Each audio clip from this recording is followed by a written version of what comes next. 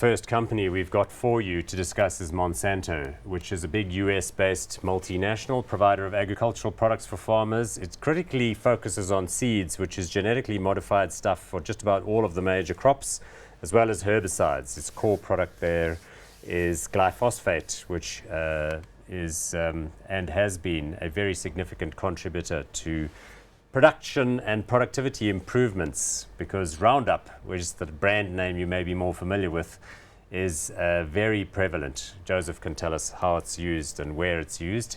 Now, this is interesting. It's got a market cap of $47.5 billion US, but it's in the middle of a potential takeover. It was a hunter and now it's being hunted. Price to earnings ratio at that level, 33.86, dividend yield 2%. We'll have a look at the chart and so on in a minute. But before we get to the deals, I mean, Roundup and GMO. I mean, I know people have this romantic idea that you should use like heirloom seeds and stuff, but there's a lot to be said for using the latest drought-resistant, borer-resistant, drug-resistant, and then using the glyphosate so that kills everything other than your particular crop. Certainly, I think that debate, I like the way you put it. I think here in SADC, we're still kind of choosing now, we're not going to do this and so on. But I think the weather and technology and what's happening, this whole global warming is going to change that subject. So at some stage, it's all about survival and things that are practical. But remember also within the medicine industry, there's also improvement that, we should be able to be protected from whatever side effects that could come from the GMO food. So certainly, I think if you look in terms of pesticides and all the different challenges that come within the agricultural sector, so this is creating, the El Niño is creating different problems. So would you as a medium-sized farmer be able to contract with the likes of Monsanto to grow maize, for example, in Zimbabwe?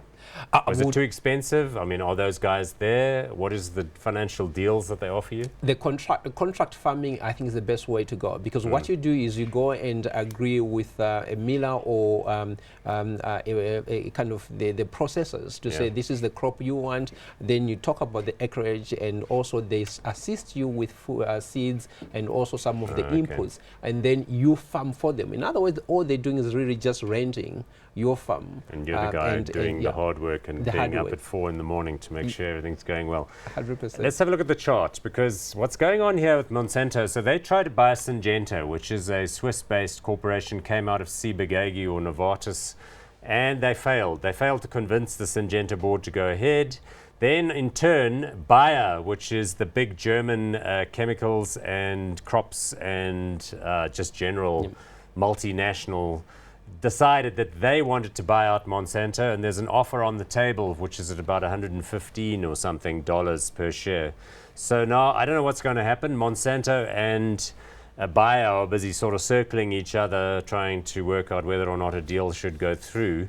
The question really is, if you buy Monsanto now, then you either will benefit if the deal goes through, and I guess you could see a loss in the share price if the deal doesn't go through for some reason. So, I mean, does it look like a hot situation for you from an investment point of view? I mean, like you said, this is a hunter becoming the hunted now. So it's a challenge. So from a PE perspective, it looks expensive. I mean, we can't compare to the JSE because these are different markets altogether.